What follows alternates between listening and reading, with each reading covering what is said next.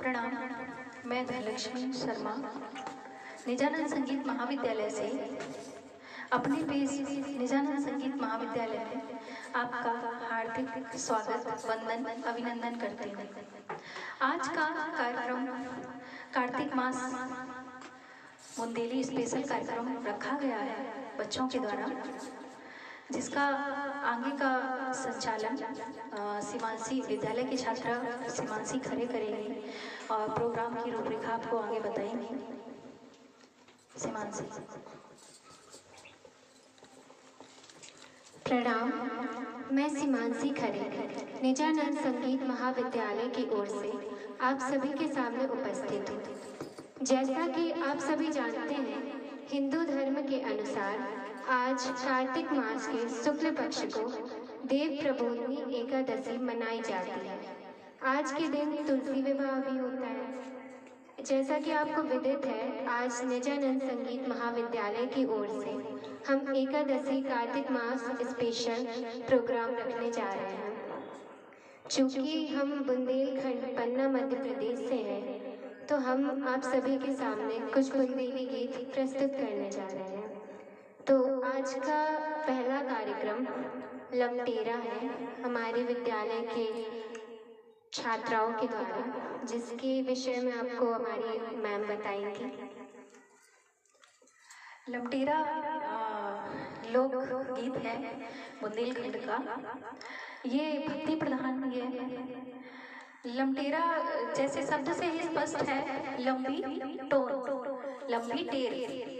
तो पहले के समय में मोबाइल वगैरह तो चलते नहीं थे, तो जो साउंड ध्वनि सुबह से लोग जब भगवान की भक्ति के लिए मंदिर महिलाएं जाया करती थी सुबह सुबह कार्तिक मास में, तो वो ये गीत लमटेरा गाया करती थी कि उनको एक ध्वनि, एक जो ग्रुप होता था वो आगे चलता था और जो दूसरा ग्रुप होता था वो पीछे चलता था, और जो गीत वो गाती थी लमटेरा, वो एक बार आगे का ग्रुप गाता था, फिर पीछे दूसरा वाला ग्रुप उसी गीत को दोहराया करता था, और वो गीत की जो आवाज होती थी वो बहुत लंबी होती थी। और आज जो बच्चे आपके सामने गीत लमटेरा प्रस्तुत कर रहे हैं, वो जो है किशोर जी मंदिर में प्रातः सुबह 7 बजे किशोर जी को जगाने के लिए, प्रार्थना करने के लिए गाया जाता है।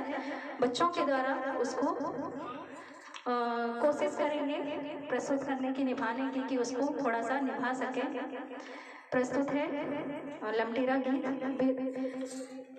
दरस की पेरा भाई।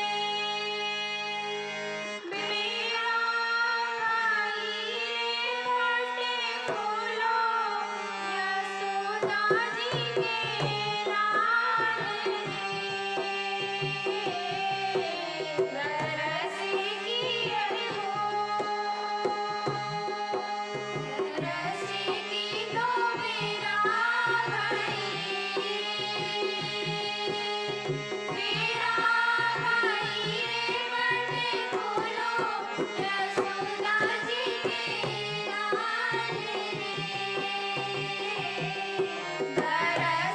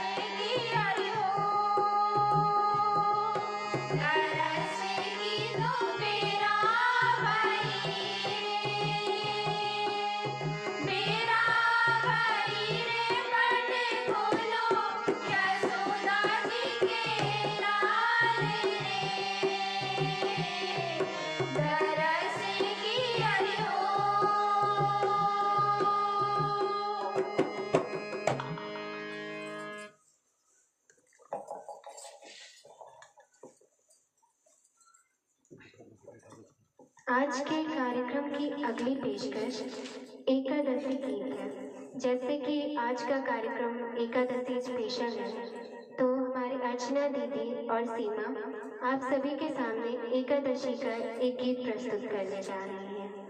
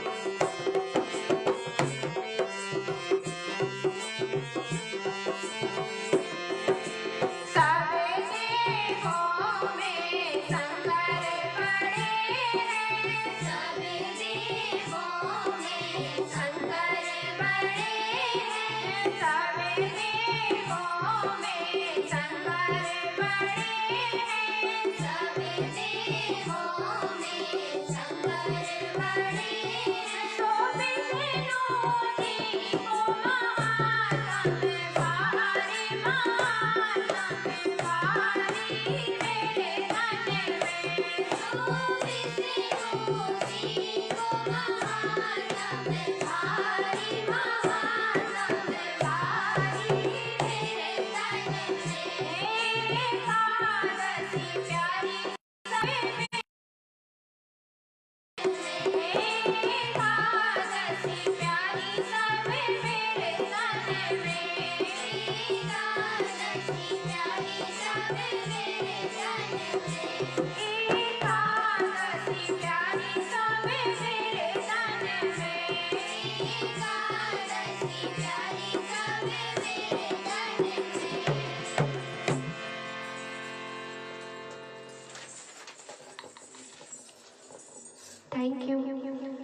आज के कार्यक्रम की अगली पेशकश में मेरे और सीमा के द्वारा एक गार्तिक गीत आप सभी के सामने प्रस्तुत है।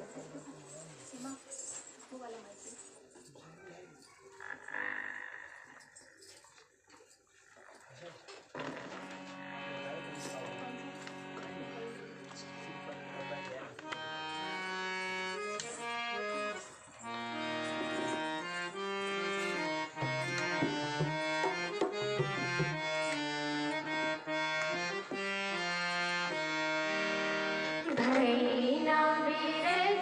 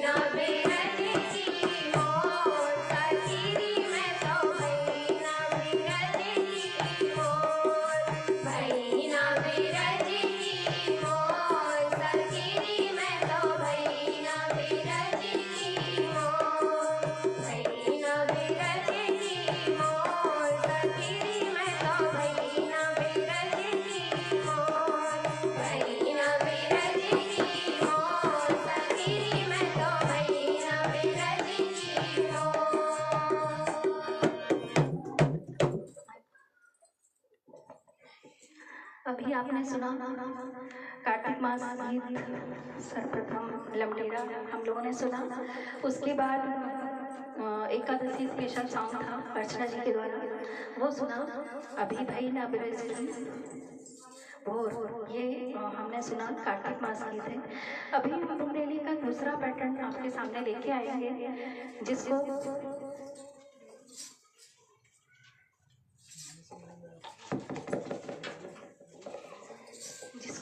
गाने वाली है यासिका और साथ देंगी सीमा और साथ जितने बच्चे बैठे हुए हैं साथ में उनके, वो सब साथ देंगे।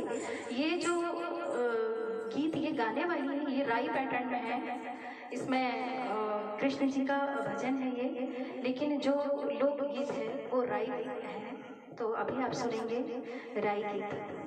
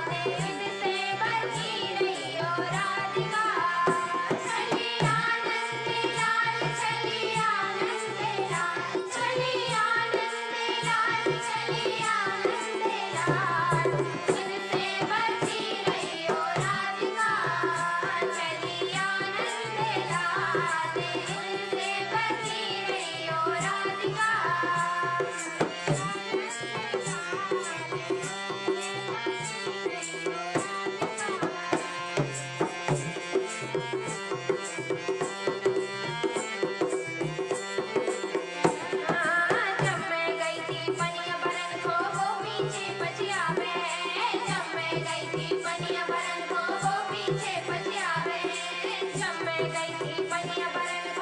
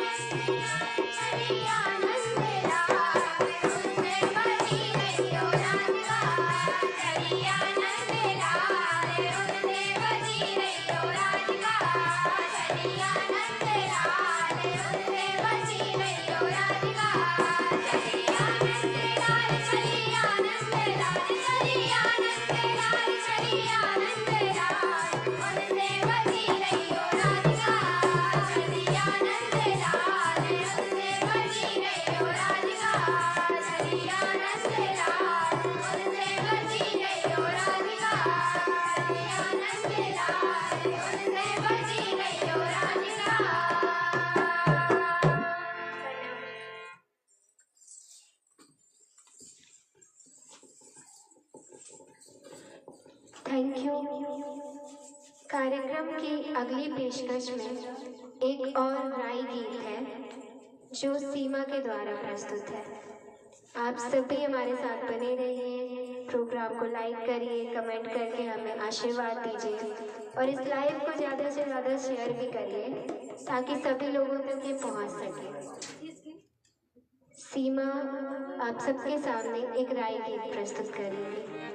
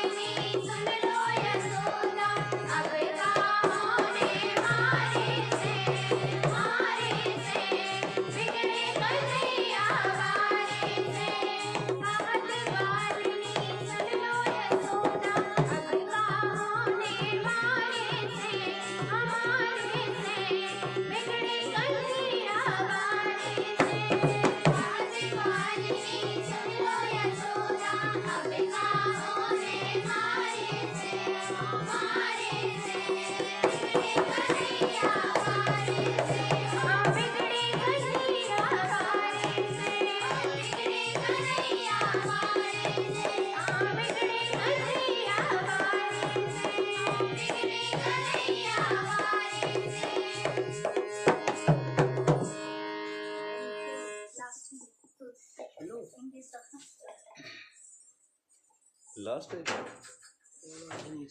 आज के कार्यक्रम को समापन की ओर ले जाते हुए आज के कार्यक्रम की अंतिम पेशकश एक तुलसी गीत है जो अर्चना दीदी आप सभी के सामने प्रस्तुत करेंगी। आप सभी अभी तक हमारे साथ बने रहे, उसके लिए आप सभी का बहुत बहुत धन्यवाद। आप सभी ने अपना आशीर्वाद हमारी क्लास के बच्चों को दिया। अब आज के कार्यक्रम का अंतिम गीत तुलसी विवाह गीत अर्चना दीदी आप सबके सामने प्रस्तुत करने जा रही हैं।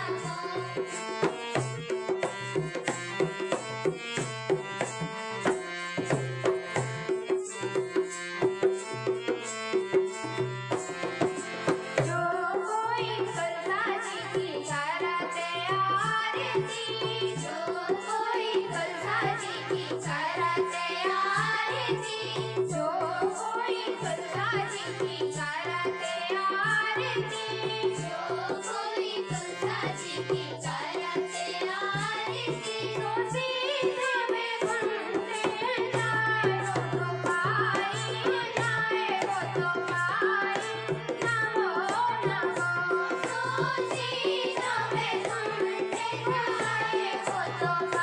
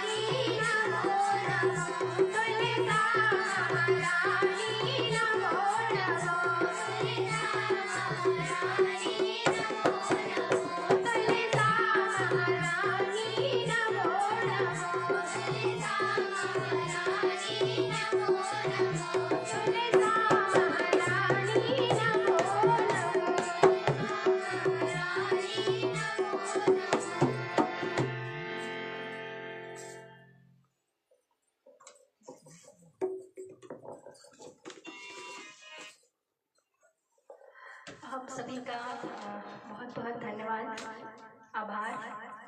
आज का कार्यक्रम यहीं समाप्त होता है और आपने कार्यक्रम को देखा, अपना अमूल्य समय निकालकर हमारा कार्यक्रम देखा, उसके लिए बहुत बहुत धन्यवाद। आगे भी हम ऐसा कार्यक्रम करते रहेंगे, तो आपका आशीर्वाद बच्चों पर बना रहे।